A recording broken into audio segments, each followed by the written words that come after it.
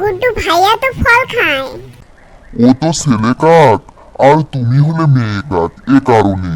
আর যদি তুমি আমার কথা বিশ্বাস না করো তাহলে ফল খেয়ে দেখো। না না বাবা, আমি তো কখনোই ফল খাবো না। আমি তো কেবল একটা দানাই খাবো রোজ রোজ। আর এভাবে তুই নিজেই না খেয়ে মারা যাবি, আমাকে আর তোমায় মারতে হবে না।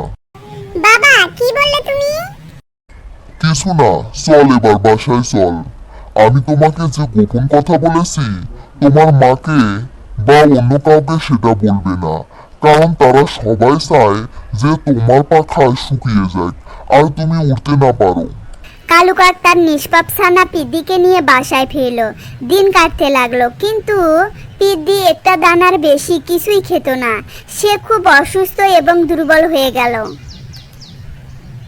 পিদ্দি, যখন তুমি আরেকটু বড় হয়ে যাবে তখন তুমি সবকিছুই খেও, কেমন? তুমি তো অনেক বুদ্ধিমান যে কাউকে এটা বলনি যে আমি তোমাকে বলেছি ফল খেলে তোমার পাখা শুকিয়ে যাবে। আমি আমার বাবার গোপন কথা কিভাবে অন্যদেরকে বলি? আমার বাবা তো আমার ভালোই চায়। ছোট ছানা এটা জানতো না যে ওর বাবা আসলে ওকে মেরে ফেলতে চায়।